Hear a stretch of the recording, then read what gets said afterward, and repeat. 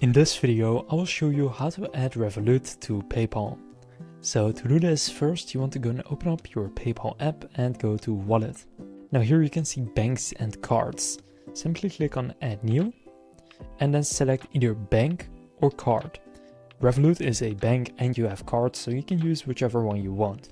For example, if I click on bank, then right here I can select my Revolut.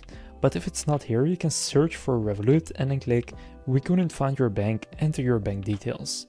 Then here you can simply enter your IBAN to add this bank. But another option again is to add your card. So click debit and credit cards and then click enter your card info, then you will see this.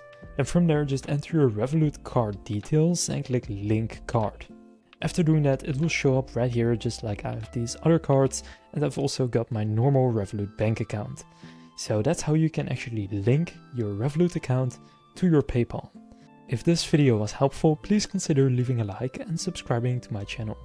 With that being said, I will see you in the next video.